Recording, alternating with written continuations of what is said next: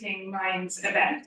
My name is Yasmin Khan and I'm the incoming Vice President of Kellogg College. And I'm just going to say something about Kellogg because some of you may not be familiar with this college. We're one of the university's youngest graduate colleges, and we have a history in part-time flexible learning. And many of our students, not all of them, but many of them study part-time and combine that with working and with doing degrees while they have other professional lives, which will become very relevant when we talk about Nicole's extraordinary career.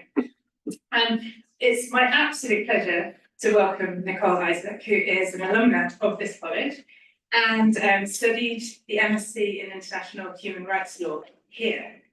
And is Vice President of Global Public Policy at Cisco and has had really an enviable and extraordinary career, doing so many different things, both in the public and private sector.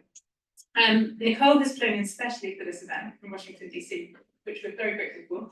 Really appreciate you taking the time to do that with all your other personal and professional commitments. So thank you, Nicole. So as I said, Nicole's had this amazing career, notably serving as Special Assistant to President Obama, acting as Deputy Director of Legislative Affairs for Vice President Biden. She founded a social impact accelerator called Code the Streets, and has worked at Google and now at Cisco as Vice President of Global Public Policy. So we're going to talk for about 40 minutes and have a conversation where Nicole's going to reflect on aspects of her education and career and her thoughts perhaps about American politics too. And then we're going to open it to the floor and have questions and answers. We do have a hard start and a hard end because there are other events happening, as you know, around the university. So if you aren't able to ask your question, apologies now, but I think do have questions in mind and we'll try and cover as many as we can. So Nicole, given all the things that you've done and so many different commitments, one thread that seems to run through what you've done is your commitment to making change happen. And you talked about making change happen. Why are you so drawn, do you think, personally, to doing that? Sure, thank you, Yasmin. And first of all, just a special thanks to Oxford and to Kellogg College for the invitation. I know Shrika, Alex, Jonathan, Carolyn, Yasmin, just many thanks for this opportunity. Very excited to be here. And a special call out to my former advisor and dear friend, Naz, Nazila Ganeya, who's one of the professors at Kellogg, and she's been here for over 17 years, and she's a human rights expert around the world and just tremendous. So in answer to your question, what has been that connecting thread? I will say that it really starts with family, and I'm the product of immigrants. I know that this is quite controversial now across the world, unfortunately, but my mother's Jamaican, my father was Costa Rican. We grew up in an impoverished neighborhood in the Bronx, and for me, there was always a very real reality that for individuals who are from that neighborhood, you typically lack the same opportunities to education, housing, to economic opportunity overall.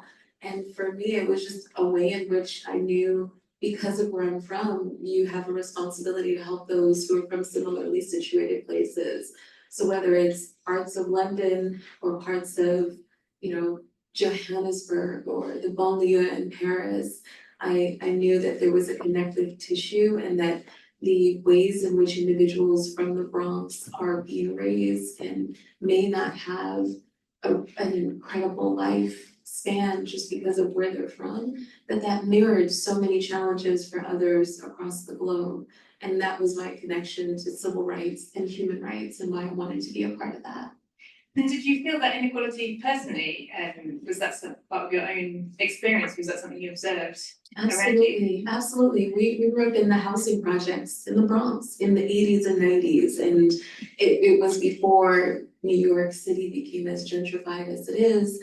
There was a lot of violence in our neighborhood. It was right after, many of the riots that happened in the 60s and the height of the crack and cocaine wars of the 80s and 90s. And my mother had 5 children, so 4 boys, 1 girl, and raised us over 25-year span in the housing projects. And we all went to college and to the military, but it was rare because Unfortunately, in our neighborhood, it just doesn't happen as often, but we knew that with education comes access to information, to power, to resources. And my mother always says it's the one thing that can't be taken away from you. So I received a scholarship first to private school, then later to Brown University, then later to University of Pennsylvania Law School. I did a master's at Columbia in international law and later a master's here at Oxford in international human rights law.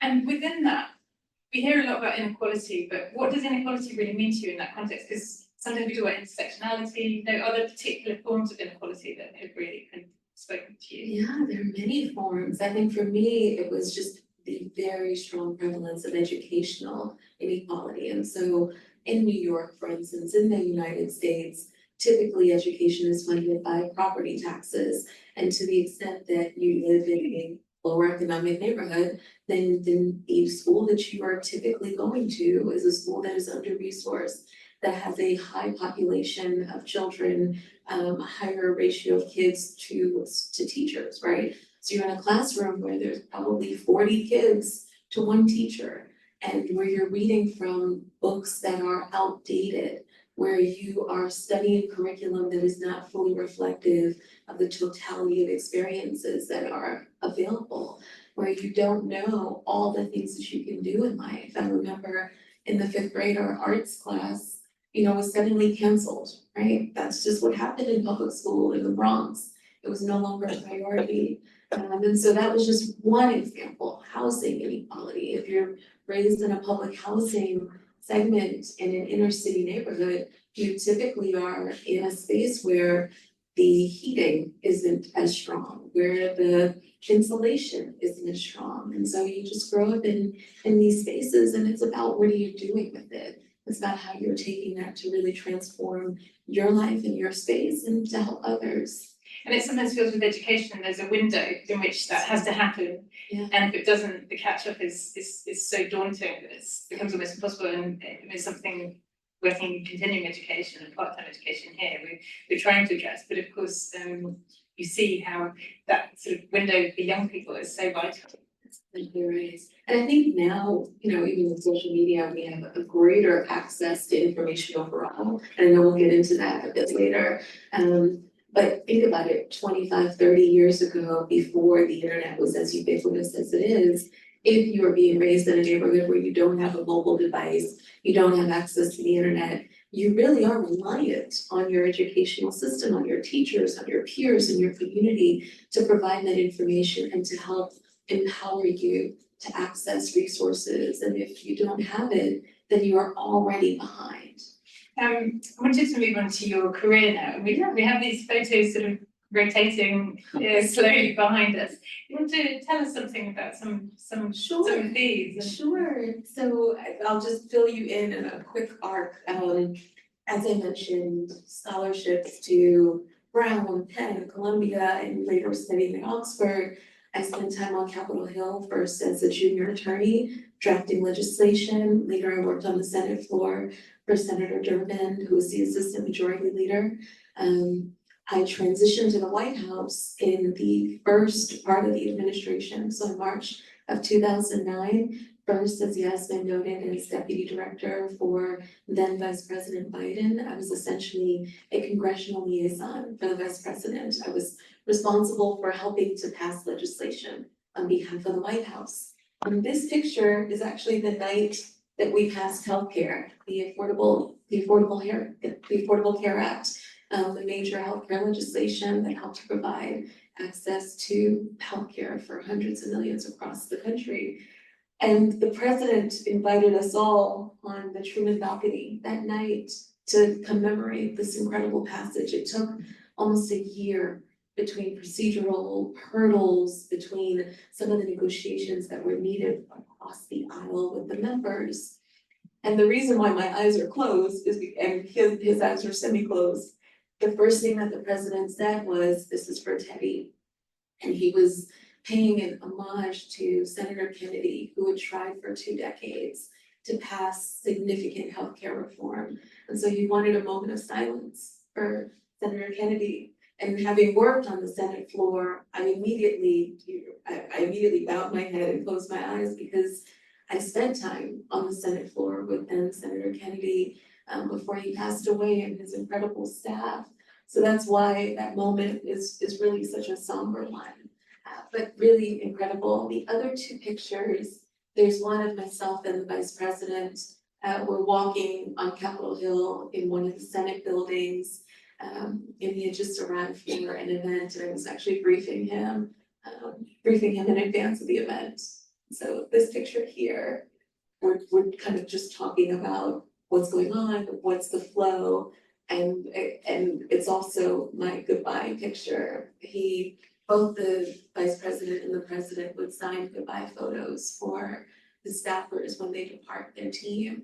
And as I was transitioning from the Vice President's office to the President's office, I requested that he sign it, and it says, "Thanks for all you've done for me." And it's dated September 1st, 2011.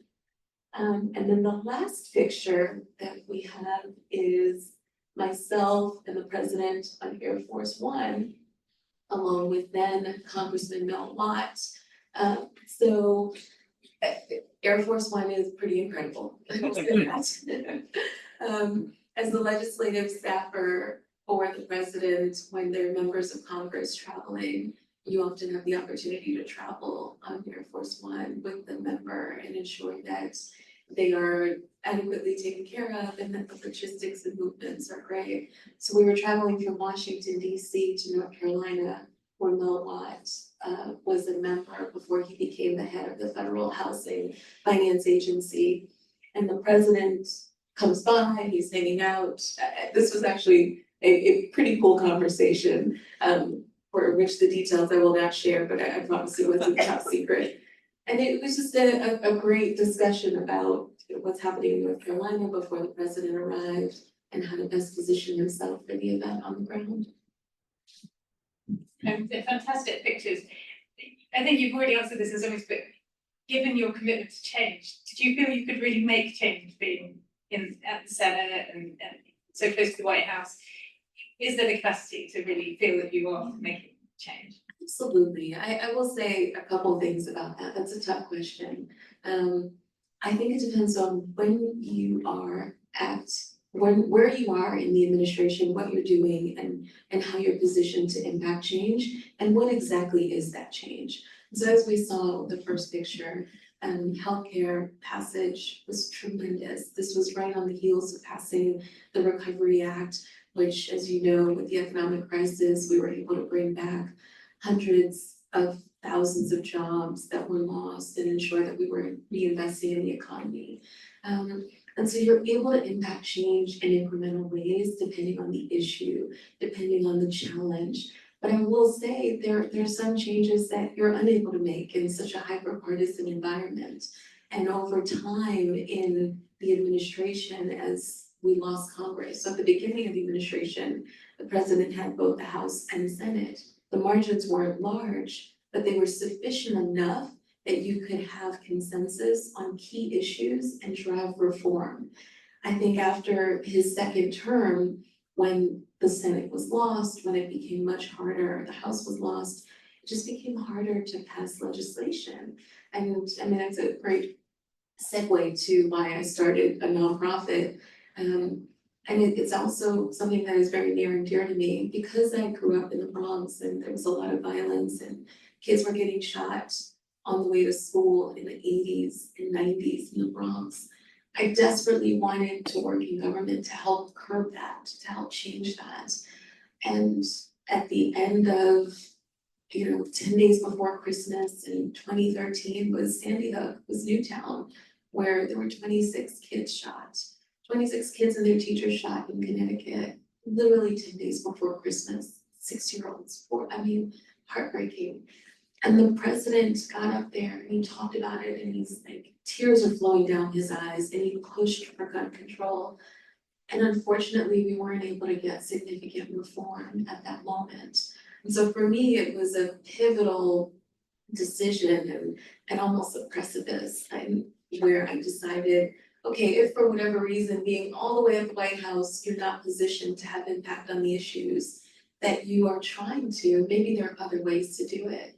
So I transitioned from the administration in early 2014, and I started teaching at Georgetown. I started a nonprofit and I was consulting, and it was a nonprofit designed to use technology to change the lives of inner city youth. And this was pretty early on in tech, but I thought it would be helpful. It's interesting thinking about gun control because it didn't plan to talk about this, but I think it's just such a fascinating subject and important subject, particularly when we look at it from this side of the Atlantic. And do you feel any more optimistic about any state capacity to control guns in the future, or are there, as you say, through other means, are there other ways that this is going to be best tackled in the American context? Well, I know under President Biden, there have been some significant strides made on the executive order side and some legislation to help curb automatic weapons, but it's still going to take time. In terms of what happens and where this goes, I think the US, we have a long way to go, frankly. We do. The fact that there was a school shooting just last week, and the fact that some reports will say that kids are more likely to die by gunfire in the US than anything else is incredibly problematic in the 21st century. It should not be happening, where children are afraid to go to school, where they have, drills. Children are literally, by the time you're in preschool, you're having drills about what if there's an active shooter, what do you do, how do you get in the closet? I mean, it's horrifying, and for a country that is so developed, it is really a space that we have to work to address because it shouldn't be this way. I have to ask you about the election because if I do, somebody will in the audience. So where do you think it stands at the moment? What would be, how are you viewing the latest development? Well, this is a tough one. I think I'm a little biased, clearly. I will say that President Biden was tremendous and just incredible in passing the torch to Vice President Harris. I think the last president who walked away from power, as we know, was George Washington, and it is not something that happens often in the administration, in the US and across the globe. I definitely can't prognosticate. It's too early. Anything can happen. The polls are still really close, and that's why I think the vice president has been very clear that no time can be wasted, that every day is a fight. Every day really has to be an effort towards securing as much support as possible, ensuring that individuals understand her agenda, really understand who she is, because I think that for the last 4 years, there was a bit of, hey, it's unfortunate, I don't know how people can say that, and you not know who your vice president is, but there was a little bit of, oh, we don't really know what you're about. So she's spending time now to really get out there and educate the American people and the world about all that she's able to do. And I think there's been incredible momentum, which is really nice. I mean, looking on from the outside, it seems there's such polarization, and that there's something about building social fabric that needs to be done to kind of create that middle ground. And are there ways through public and private sectors that you can see that could be addressed, or that things are happening? Absolutely. I mean, again, I will say we're in a hyper-polarized environment. It's incredibly difficult to see all the challenges that could ensue with an administration that is not as favorable for our geopolitical framework, our democratic framework. And I think we know what that would look like, especially across Europe, especially with NATO, Israel, Palestine. And the risks of that are incredibly difficult and challenging. But I am still encouraged by the public-private opportunities that do exist. And so the ways in which there are checks and balances on the system, regardless of who's in power. And ideally that includes a strong legislative branch, a strong Congress that will ensure that whatever is passed in a way that is most beneficial for the people. And ideally a strong Supreme Court that is unbiased and that is really for ensuring that you are upholding the values of our democracy. I think we have a ways to go on both, and there's definitely an opportunity to get back to a more balanced space, and hopefully more to come. And going back to your interest in education and youth, are there things at that level that might inform politics in the future? I mean, how do you see the connection between America's political polarization and school level education? Well, this is where, I mean, I'd love to hear from the audience at some point, because I'm most excited about the power of technology to be a democratizing force for everyone across the globe when used correctly.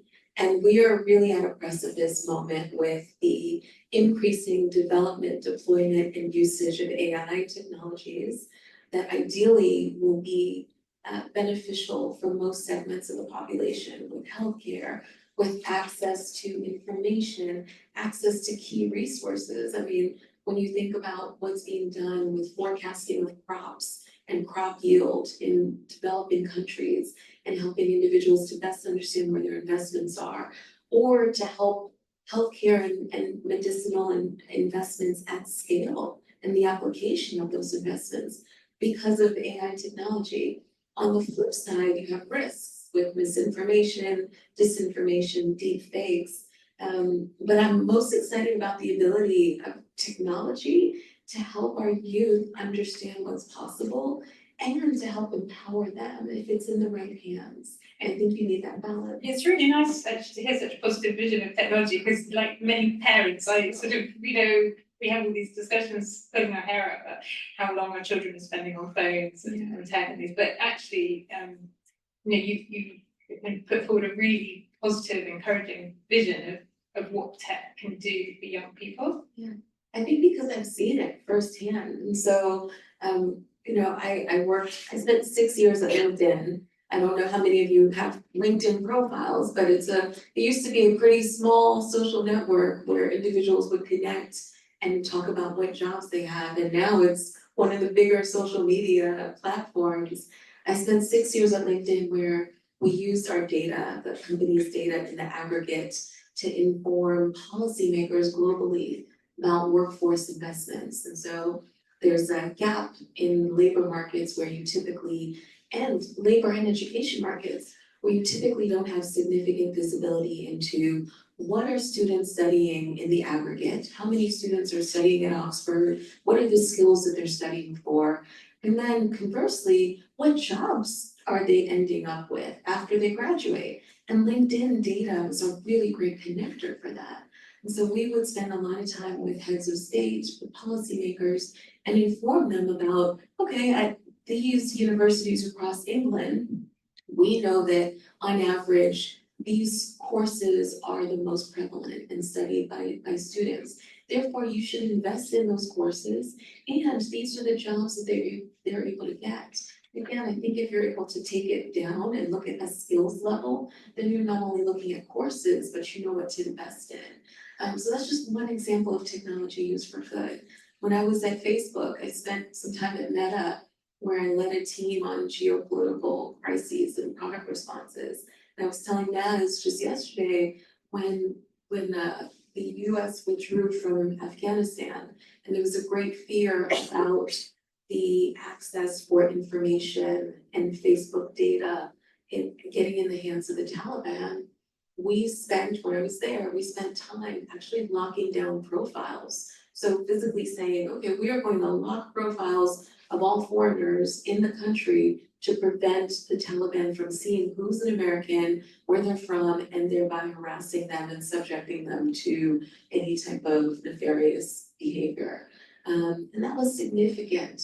So I've seen instances where many instances where investments are being made to ensure that access to information is equitable, transparent, and fair. And the same thing at Google. Now you're at Cisco and you're leading global policy. So how does that differ to what you've been doing up until now?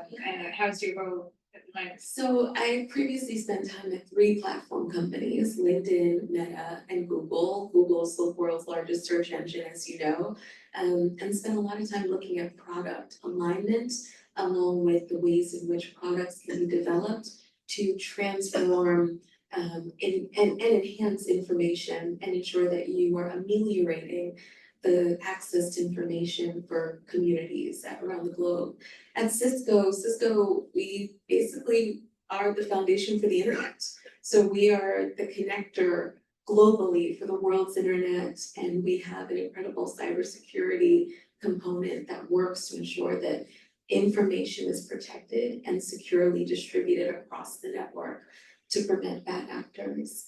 My role includes leading a team on everything from AI, trade, cybersecurity, sustainability, spectrum and connectivity, and workforce issues. And it's been wonderful to take a step back and to look across the spectrum on all the ways in which technology has an impact in sectors across the globe.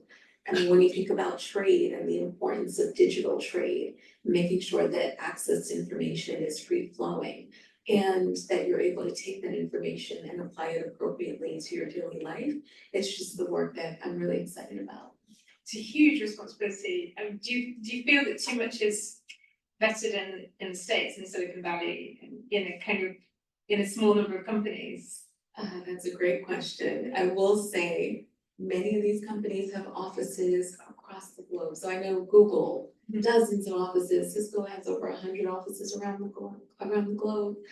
How much is coming from Silicon Valley versus other areas? I think the engineering teams, many of them are based in the Bay, but a lot of these companies have investments where they're moving their engineering teams elsewhere. So for instance, we were in Krakow, I was in Poland earlier this year, and our cybersecurity and engineering team is pretty massive in Krakow.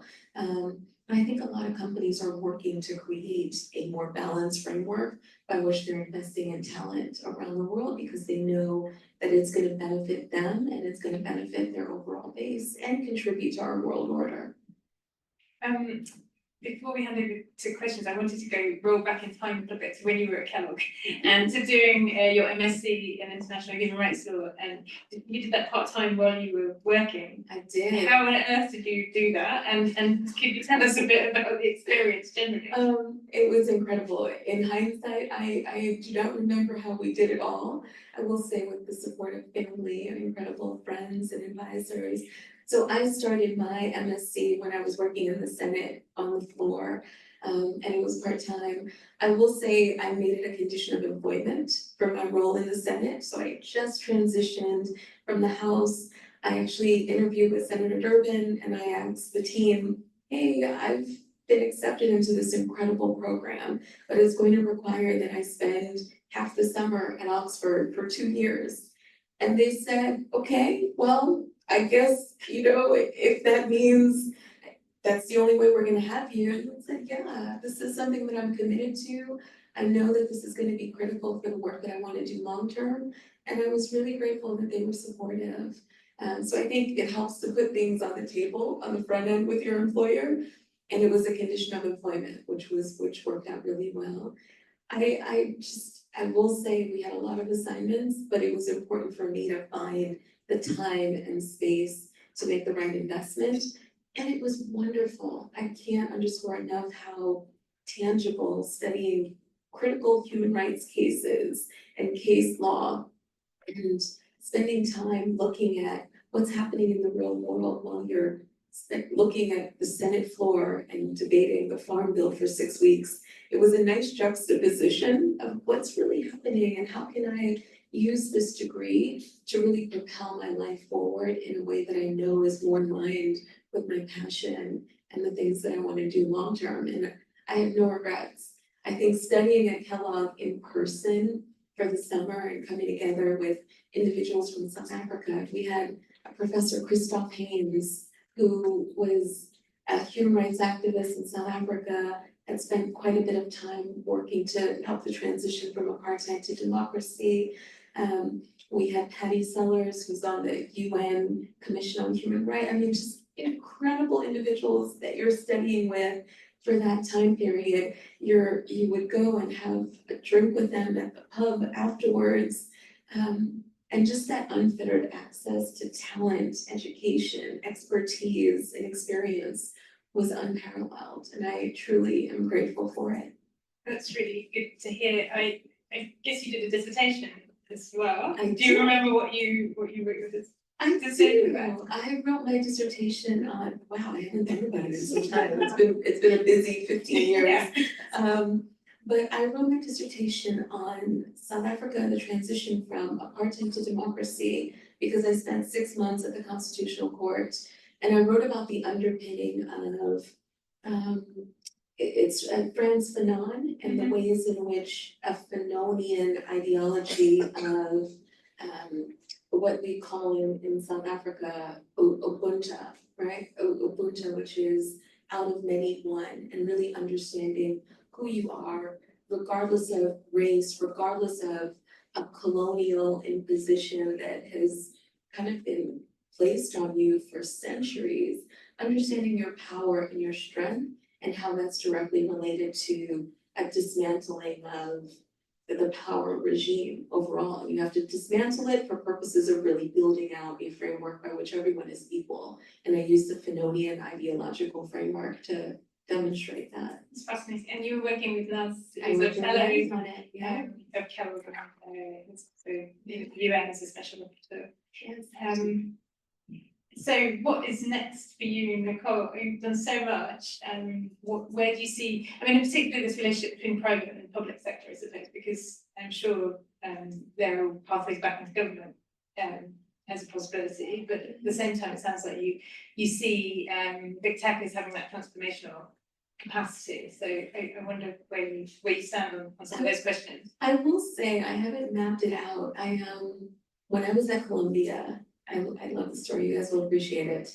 I was convinced that I wanted to be the executive director of the American Civil Liberties Union, the ACLU. I thought this would be the greatest job in the world, and I was convinced that this is the one job that I had to have. And I sought out Anthony Romero, the executive director, who was incredible. And after months of emails, I finally sat down with him and I said, hey, this is before LinkedIn, by the way, before you have social media that tells you the pathways by which people become who they are and what they do. And I sat down with him and I said, can you just tell me how you became who you are and what you're doing and how you did this? And he said, you're not gonna like this, but I promise it was serendipitous. And the young woman in me, like my throat swelled up, it got all swollen and I was verklempt because I remember feeling like I waited months, years for this meeting, only to find out that it's serendipitous, that you can't make it happen. And I promise every time a young person says to me, how did you work at the White House? How did you work in South Africa? How did you end up, working for 2 presidents? I always think about that conversation because there is a lot of serendipity to it. You can't plan it. You can't say that I'm going to do this and this and this. I think what you can do is work very hard, work very smart. You can find allies. You can bring in people who can help to advance you on that path. You can make your goals known and hope that individuals will facilitate access to those opportunities, but you can't plan it and make it happen. You have to stay open. And I've been very, very lucky in my journey, and I've worked very hard for the opportunities, and I've remained open, and I've said yes a lot. So when his team asked me to work on transition, we had just had a baby, and I said yes. I had a 5-month-old, it was a pandemic, and we somehow did it. And it was one of the greatest honors to return to the administration for even a brief period and support the transition. So I look forward to more moments, God willing, like that. I definitely can't tell you where it's gonna go. I know that I wanna go back to government long-term after spending time in the private sector and continuing to learn, continuing to understand the intersectionality between all the ways in which our respective groups and components work together to drive progress across the globe. Well, I hope we're lucky enough to lure you back to Kellogg amidst all of that in the future. I'm sure you'll join me in thanking Nicole very much for giving us this time.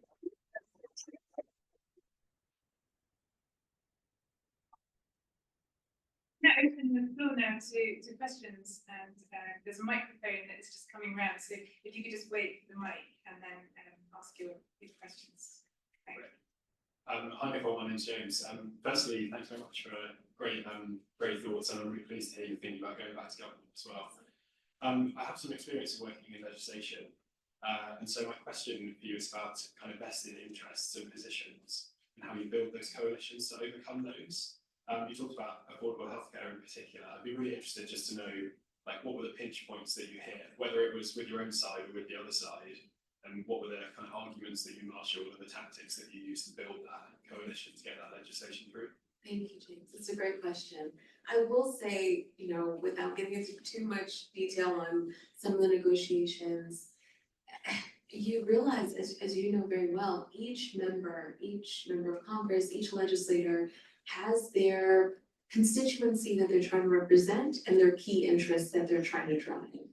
I think for us, from a White House perspective at the time, it was understanding what are those driving factors, what's going to be most influential with XYZ senator or XYZ congressman, and then what's the balance that you can make. So I remember, there were a lot of late nights. We would be on the floor, literally going through the text and saying, if you adjust this number this way, if you adjust the responsibility for X away from the insurers or towards the insurers, who are you going to get and who are you going to lose? And it's a delicate dance, and you have to constantly, one, be honest about your goal and at what cost are you willing to push that goal. And I think the president and the team at every juncture knew, okay, these are the 5 key things that we need to have, and if these are not there, then we may need to walk away.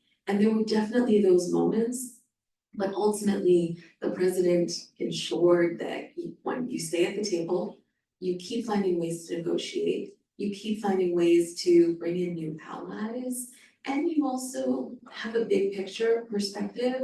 And so sometimes it's not just about healthcare, right? It's maybe that senator really wanted this one provision of healthcare, but they also really want this defense thing in their state, or they really want this sustainability and environmental and energy issue in the eastern region of, XYZ part of the US. And so it's understanding how all the pieces fit together and where can you kind of negotiate and trade. And I think we had to do that quite a bit, like sometimes hold back and say, if we get you on this bill, what does it mean for the next bill? And you have to be prepared for those concessions. Yeah, of course. Hi, this is Kenny Davison from Nairobi, Kenya. I just wanted to say, is there any concern about, I'm with you on PPP, but is there any concern about the larger scale PPP? And by that I mean that the Bill and Melinda Gates Foundation, for instance, funds 83% of the 75% of the non-government contributions to the WHO. So he's actually the major influence in the WHO that has just changed the international health regulations to minimize national sovereignty. And at the same time, AI is providing extraordinary access to information, for instance, to Maasai women on reproductive health through smartphones, that they can ask a question because they're usually non-literate and certainly don't have access to that kind of information. So it's extraordinary what it can do. But at the same time, I noticed in Kenya, we've got some draconian centralized licensing laws under the auspices of safety and regulation that can actually lead to elite capture of markets. So I just see this multi-dimensional playing out of large-scale philanthropic organizations funded by people that you work for. And is there any concern about their impact in the US, the source of the wealth, to be able to do this? Thank you for that.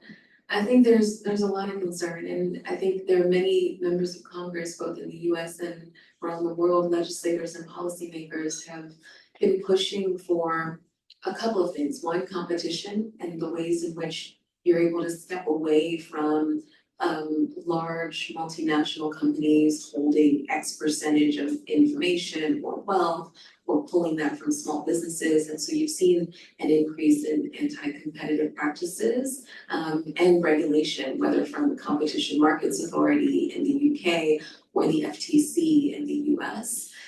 So I definitely think there's been quite a bit of scrutiny on that in the last 2 decades in particular.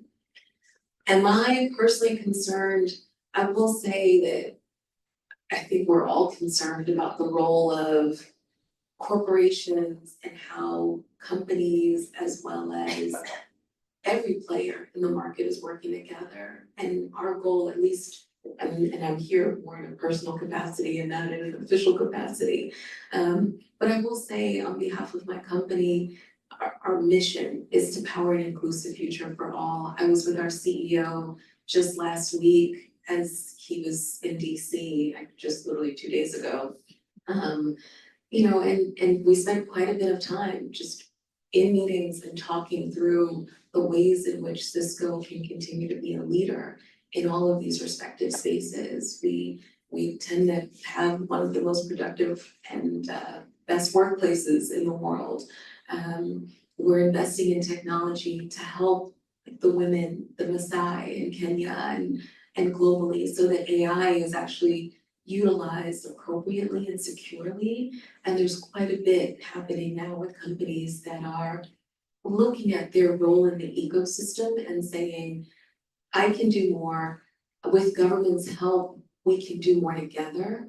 And we know that it's in the best interest of the community, it's in the best interest of the world, it's in the best interest of the global order for all of these players to work in tandem towards a unique goal that is reflective of our values and our core mores. I hope that helps to answer. I'm more than happy to spend some time after talking through it, because I'm less familiar with the WHO case that you mentioned. And so without speaking to that specifically, I'm unable to, but more generally, I can speak to the companies that I've been at and the ways in which they've had public and private partnerships, and they've used their influence to drive positive impact. And I know that there's always more that can be done, but I think they're at least working in the right direction and trying to find allies to help them along.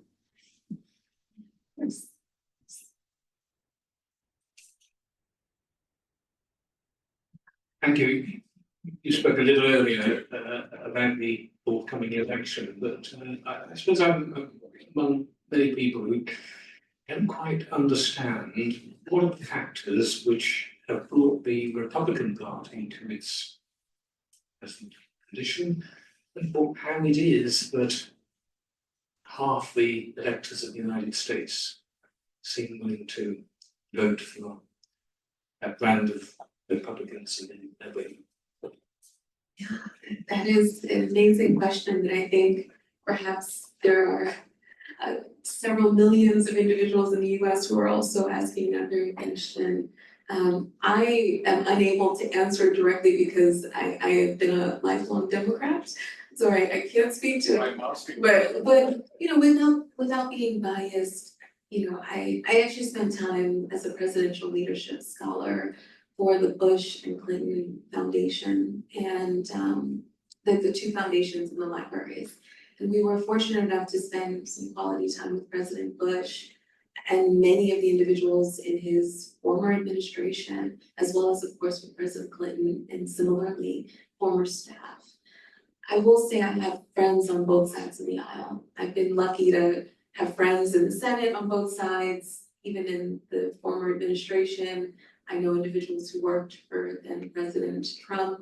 And without speaking to the various rationale for the Republican Party and what has transpired in a very difficult election, I will say that, you know, unfortunately, people have short memories. We do. And there's no explanation for why and how, but I bet you have similar instances in the UK where there are politicians who may not have been the best individuals situated for your respective ideology, and yet they are resurfacing in other ways. And so it's a tough one. It's a really tough one.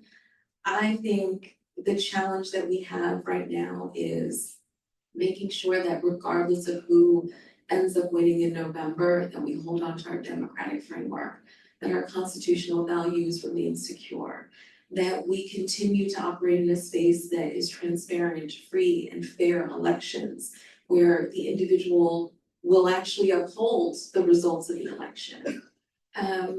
And that no matter what happens, that our core values of freedom and access to opportunity continue to be prevailing for not only the US, but for the globe. That we protect our neighbors, that we work really hard to ensure that those values are maintained in a global order across Europe and across our respective allies. I can tell you that I will continue to do everything I can to be a part of that journey, and we're asking all Americans to do everything they can to do that and to hold every individual accountable, regardless of where you sit in that order. But it's a really tough time, and we'll know in 6 weeks where it lands, and we can't take anything for granted. And that's also where everyone has a responsibility. We have to all hold a level of accountability and return to civility and order in a way that we haven't seen in quite some time.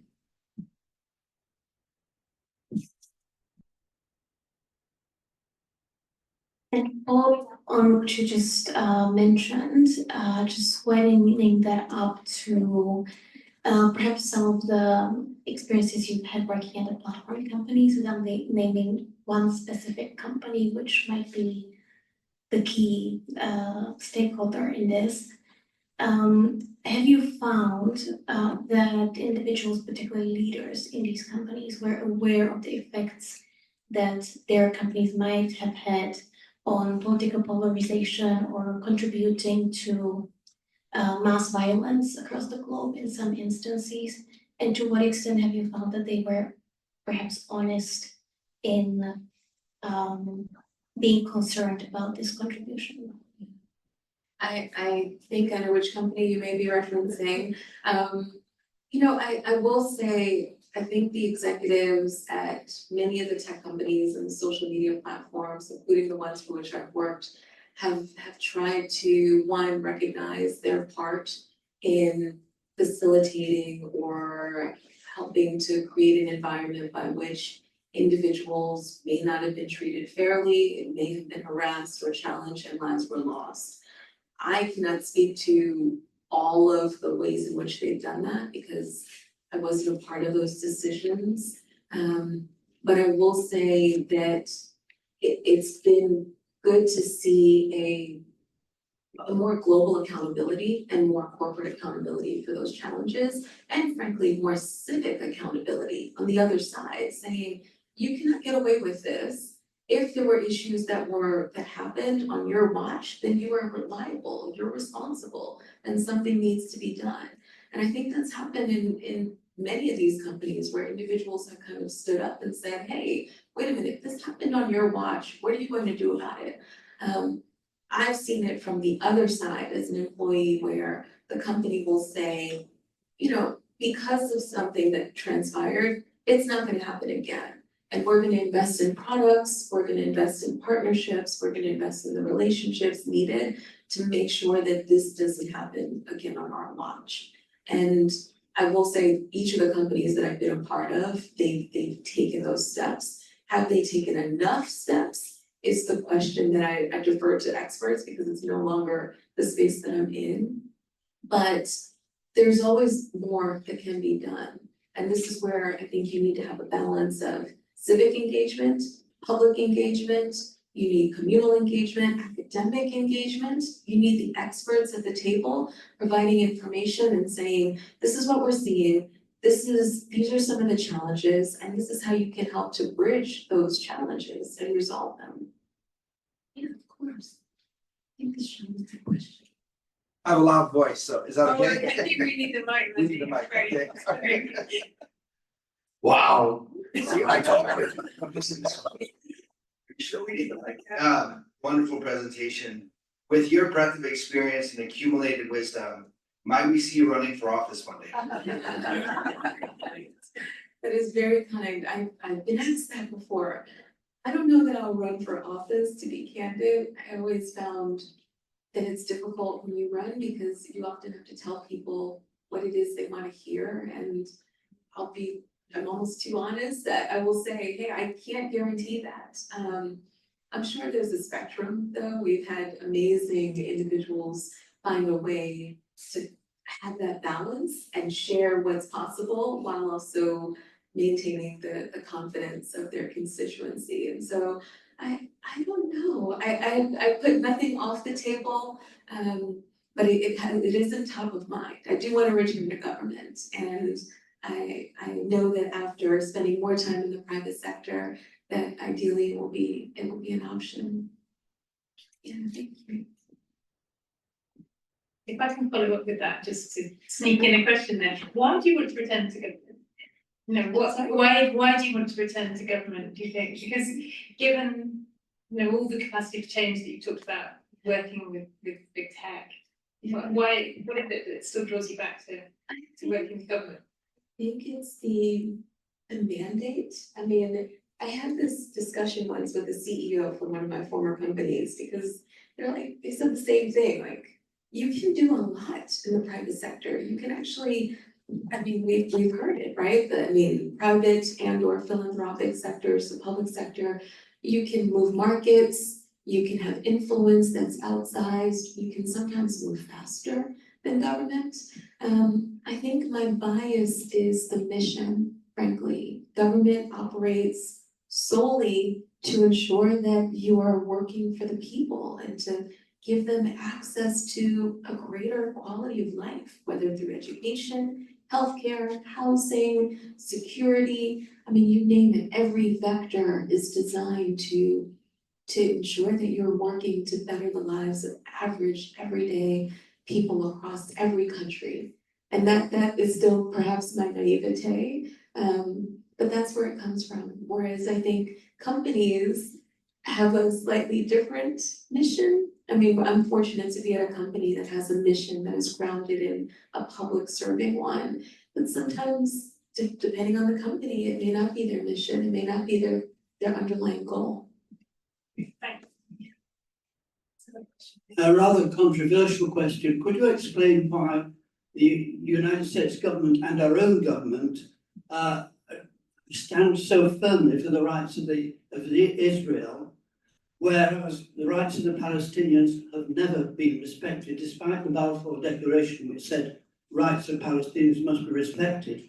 There have never been. Yet Israel, UK and the USA have supported Ukraine for their fight for democracy, but never the Palestinians. I've been to Israel, so I know the situation pretty well. I will say that, I mean, I think there are experts in this room that can answer that better than I can. It's not my space, unfortunately. Having followed it, I know that our president and our vice president have consistently said that they are for Israel's right to defend itself in a way that is consistent with the infractions that have happened against it. However, there is a line there, and I think both the president and the vice president and our Secretary of State have worked really hard to ensure that there is a settlement, that there's an agreement, that there's a peace process.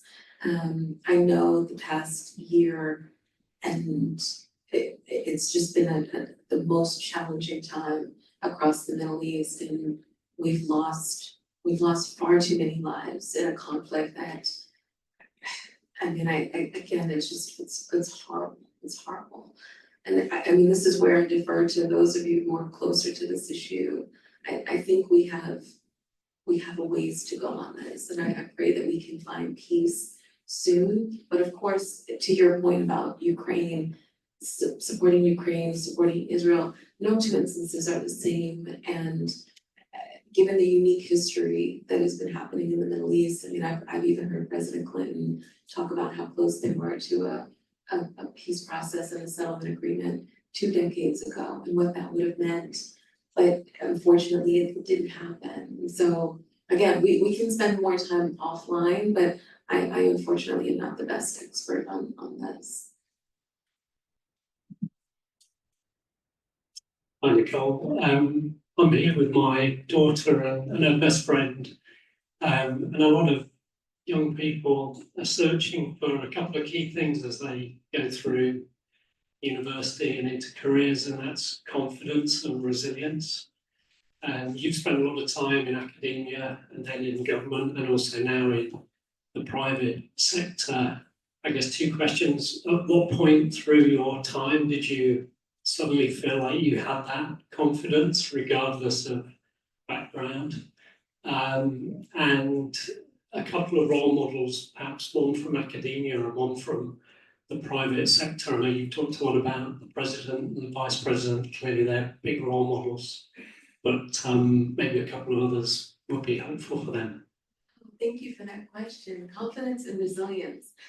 I will say every day is a work in progress, a work in product, right? A work in progress. Imposter syndrome is very real, regardless of where you are, regardless of what you've done. Oftentimes you are the minority in the room, right? Whether as a woman of color, regardless of having 4 degrees from top institutions and having worked at the White House, the Constitutional Court of South Africa, and 4 top tech companies, sometimes, people still want to say, okay, tell me, how did you get here? Like, great, I'm so glad you asked that question. But I think it's a work in progress, and the number one thing you can do for confidence and resilience is that I've found is to know all the things that I've overcome, to know that my journey has also not only been my own, right? It has taken the work of many incredible individuals, some of whom are in this room, supporting me, being next to me, and the reminder that with hard work, you're able to get to the place that you need to get to, and that you don't need to take that for granted. In terms of specific role models, I always think about my judge in South Africa. He was a political prisoner with Nelson Mandela. He was one of the youngest individuals imprisoned in Robben Island. His name is Takam Moseneke. He was imprisoned at the age of 14 in Robben Island. And not only was he just transformative, but he taught himself law while he was in prison. Can you imagine you're in prison and you teach yourself law, so much so that you become a part of the nation's highest court? He became the acting chief justice and was the executor of Mr. Mandela's estate. So when I think about just transformation, he is someone who I often, with challenge, comes tremendous opportunity. And it's a question of what are you going to do with it? Are you going to sit back and say, I'm in Robben Island and I guess I'm just here for X amount of time? Or are you going to teach yourself law and find a way to become the judge, the justice of the highest court? That's perseverance, that's resilience, that's transformation at its highest. I also think about, Joe Biden. I think about President Obama. I think about people who, Joe Biden had 2 aneurysms. He lost his daughter and his wife a few days before Christmas and before he was sworn in. I don't know if many of you know the story, but right after he was elected as one of the youngest senators in history, his wife was out shopping for a Christmas tree and was hit by a drunk driver, and he lost his baby girl and his wife, and his 2 sons were in the hospital. So he was practically sworn in with his sons in the hospital, having lost a wife and daughter. And somehow he powered through. He talks about, the senators who were next to him, the senators who, when he thought about maybe not staying because he had 2 sons to single-handedly raise, they said, no, we need you here. You need to be here. And they found ways to keep him engaged. And then later he met Dr. Biden. I think about President Obama, who before his incredible Democratic convention speech that we all remember, Senator Kennedy, who helped him get there, he often talks about he didn't have enough practically to get home, like the credit cards were maxed and he had a rental car. So the sacrifices that are made by everyday people because they believe in what's right, they know that more is needed. They know that what's out there, to the question about our Republican Party and what's happening, they know that there's so much more possible, and we can return to a time when people work across the aisle together and they get things done on behalf of everyone in a way that brings us all forward together. So that's what I think about. I know I didn't name any women, but of course there are many women along that journey. Nancy Pelosi, Michelle Obama, Kamala Harris, my mother, first and foremost, who, you know, I was a little girl growing up in the projects on scholarship in private school, and my hair was not straightened like everyone else in the 90s, which was a big deal. And I was an outsider, and every day my mother reminded me, you were beautiful, you were smart, you're gonna go there, and you're gonna be all that I know you can be, regardless of being the only one.